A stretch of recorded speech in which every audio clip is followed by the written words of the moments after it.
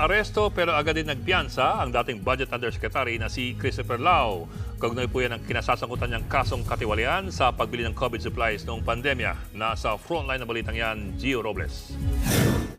Sa bisa ng arrest warrant na aresto ng PNP Criminal Investigation and Detection Group Davao Region, si Lloyd Christopher Lau, pasado alas 11 kaninang umaga sa Ecolan, Davao City. Siya ang dating Executive Director ng Procurement Service ng Department of Budget and Management noong Administrasyong Duterte. Agosto nang kasuhan ng graft ng Sandigan Bayan si Lau at si dating Health Secretary Francisco Duque dahil sa manumalyang pagbili ng medical supplies noong COVID-19 pandemic.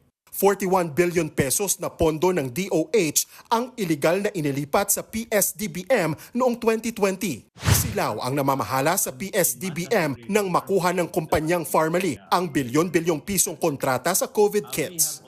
Agad namang nakapagpiyansa kanina ng 90,000 pesos ang dating opisyal kapalit ng kanyang pansamantalang paglaya.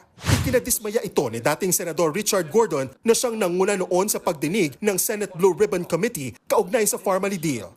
Nakakalungkot, medyo mababa masyado yung bail, 90,000. Dapat talaga, with all due respect to the ombudsman, ang final nila ay plunder. Ayon naman kay Senator Risa Ontiveros na nanguna rin noon sa investigasyon, dapat ituro ni Lau ang nasa likod ng korupsyon noong kasagsagan ng pandemya. Magsilbi raw sanang leksyon ang pagkaaresto ni Lau sa mga tiwaling opisyal ng gobyerno. Time to face the music, Attorney Lau. Oras na para harapin mo ang mga kaso laban sa'yo. Aminin na rin sana kung sino nga ba ang mga big boss na may pakana at nakinabang sa korupsyon sa bilyong-bilyong COVID-19 funds.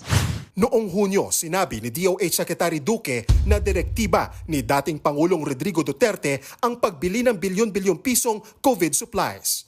Muli namang iginiit ni Gordon na si Duterte ang protektor umano ni Lau at mga kasabwat nito sa Pharmally. Minumura niya ang COA, nag-expose na ang COA.